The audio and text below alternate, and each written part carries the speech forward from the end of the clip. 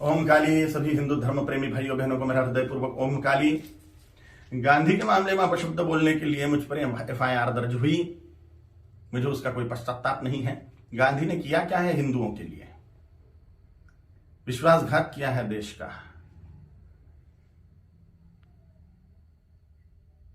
14 vote प्रधानमंत्री पद के लिए सरदार वल्लभ भाई पटेल जी को थे और 1 वोट भी नेहरू को नहीं था, तो भी नेहरू को प्रधानमंत्री क्यों बनाया? और ये वंशवाद की जड़ फैलाने वाले ये गांधी ने पूरे के पूरे कांग्रेस के अन्य प्रतिभाओं का खच्चीकरण कर दिया, अन्य प्रतिभाओं को कुंठित कर दिया। एक वंश गांधी नेहरू वंश का ही बोलबाला करने लग गए। सरदार वल्लभ भाई पटेल के हाथ में अगर तब प्रधानमंत्री पद गया होता था तो भारत अभी सोने की चिड़िया बनता था, भारत अभी जगतगुरु होता था, भारत अभी चक्रवर्ती सम्राट होता था, अमेरिका से भी बड़ी पावर भारत बन जाता था। यह महान विश्वासघात भारत की जनता के साथ में गांधी ने किया, इसलिए मेरे हृदय में तिरस्कार है गांधी के प्रति। हिज हाइनेस श्रीमंत ज्योतिरादित्य सिंधिया जैसे महान प्रतिभाएं कांग्रेस में थी, है, लेकिन इस गांधी नेहरू वंशवाद के कारण उनको व्यवस्थित कार्य करने का मौका ही नहीं मिलता। इस वंशवाद के जनक गांधी हैं, इसलिए गांधी नेहरू खानदान के वंशवाद के जनक हैं, राष्ट्र के जनक नहीं, इसलिए राष्ट्रपिता नहीं है। मैं नहीं मानता, कोई माने उनकी इच्छा। दे दी हमें आजादी, बिना खड़क बिना ढाल, साबरमती के संत तूने कर दिया कमाल। ये गाना लिखने वाले को 100 जूते मारने चाहिए। भगत सिंह, सुखदेव, राजगुरु, चंद्रशेखर आजाद, सुभाष चंद्र बोस, इन लोगों ने जो त्याग बलिदान किए, फांसी पर लटक गए ये लोग, इन्होंने कुछ नहीं किया देश की आजादी के लिए, ऐसा इनका बोलना है ये गाना रचने वाले का। इतने सारे महान क्रांतिकारी, स्वतंत्रता सेनानी जिनको फांसी दी गई, उसमें 80% सिख लोग हैं, 20% अन्य क्रांतिकारी हैं। इन क्रांतिकारियों ने जो अपना त्याग बलिदान किया वह व्यर्थ मान लिया ये गाना रचने वाले ने, सारा का सारा श्रेय गांधी को दे दिया। एक लाठी खाई गांधी ने कभी? ये फांसी के फंदे पर झूल गए ये नौजवान, लेकिन इनको कोई श्रेय नहीं।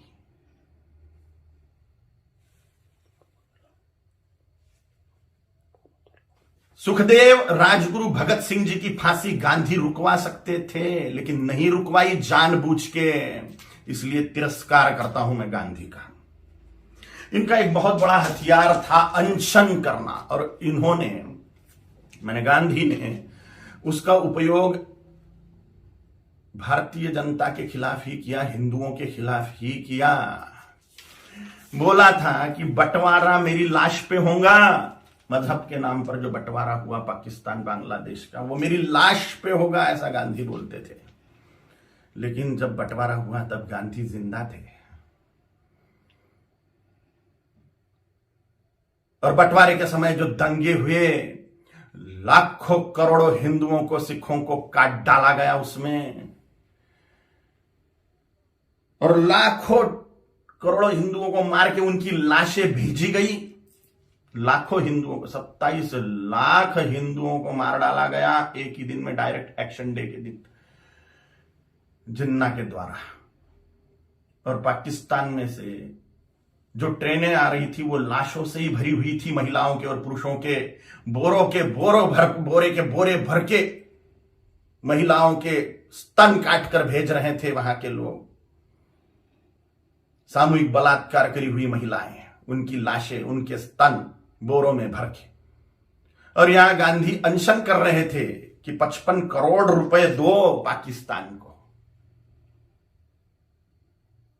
जब सिख लोगों ने दंगे से पीड़ित होकर कड़कड़ाती ठंड में मस्जिदों का आश्रय लिया, तो उसके लिए अनशन पे बैठ गए गांधी कि इनको मस्जिदों से बाहर निकालो, मुसलमानों को मस्जिदें सौंप दो। नफरत करता हूं मैं गांधी से, इसलिए भी पाकिस्तान बांग्लादेश को जोड़ने वाला कॉरिडोर मांग लिया मुसलमानों ने कि भारत को और खाया जाए। गजवाए हिंद के तहत भारत को मुसलमान बना दिया जाए, तो पाकिस्तान और बांग्लादेश को जोड़ने वाला कॉरिडोर, हजारों वर्ग किलोमीटर का कॉरिडोर, इसके लिए गांधी अनशन पे बैठने वाले थे। के शासन को वो दे देना पड़ता था और भारत फिर से बढ़ जाता था। स्वतंत्र वीर सावरकर जी ने गांधी के सामने जातीयवाद तोड़ने की बात कही कि वर्णवाद, ब्राह्मण क्षत्रिय वैश्य शूद्र, यह वर्णवाद और हजारों जातियों में बटा हुआ जातीयवाद, इसको तोड़ दो और हिंदुत्व की धर्म ध्वजा के नीचे सारे हिंदुओं को एक कर दो। तो गांधी ने इसके लिए बात नहीं मानी। ये मांग पूरी करने के लिए अनशन पे नहीं बैठे। उन्होंने कहा जैसा है वैसा रहने दो। डॉक्टर बाबा साहेब आंबेडकर जी ने बोला था कि संस्कृत को राष्ट्रभाषा करो, देश की भाषा संस्कृत होनी चाहिए। तो डॉक्टर बाबा साहेब आंबेडकर की बात को संसद में मनवाने के लिए अनशन पे नहीं बैठे। स्वतंत्र वीर सावरकर जी का अवमान मानता हूं मैं, ये डॉक्टर बाबा साहेब आंबेडकर जी का अवमान मानता हूं मैं। ऐसी ढेर बातें हैं, ढेर बातें। कोई राष्ट्रपिता नहीं हो सकता। करोड़ों सालों से राष्ट्र है, उसका काय का पिता 200 साल पहले आया हुआ व्यक्ति कैसे पिता बनेगा? अगर पिता बनाना ही है, राष्ट्र का अनिवार्य है, तो छत्रपति शिवाजी महाराज को बनाना चाहिए, गुरु गोविंद सिंह जी महाराज को बनाना चाहिए, राणा प्रताप जी महाराज को बनाना चाहिए, आचार्य चाणक्य जी को बनाना चाहिए।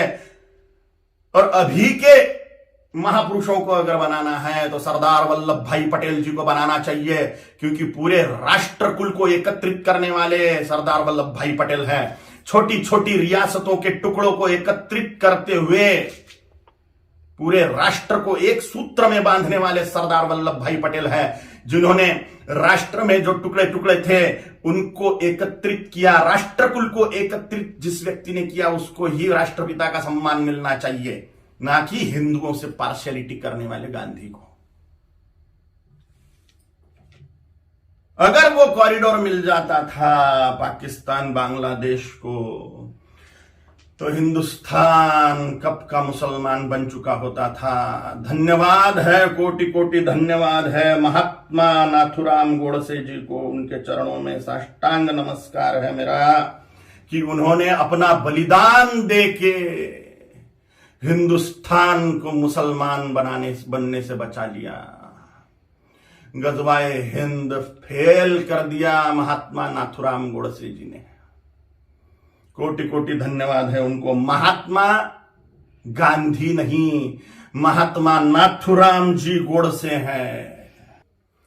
और अगर सच बोलने की सजा मृत्यु है तो स्वीकार है। छत्रपति शिवाजी महाराज जी ने, छत्रपति संभाजी महाराज जी ने, गुरु गोविंद सिंह जी महाराज जी ने, राणा प्रताप जी महाराज जी ने अपने पूरे कुल का बलिदान कर दिया हिंदुत्व बचाने के लिए। तो मेरे जैसे तुच्छ जंतुओं का जी के फायदा भी क्या है? अगर धर्म के लिए हम बलिदान नहीं हो सकते तो मर जाए मेरे जैसे करोड़ों कालीचरण हिंदुत्व को बचाने के लिए, धर्म को बचाने के लिए, सनातन हिंदू धर्म की रक्षा के लिए तैयार है हम मृत्यु दंड को पाने के लिए। ओम काली।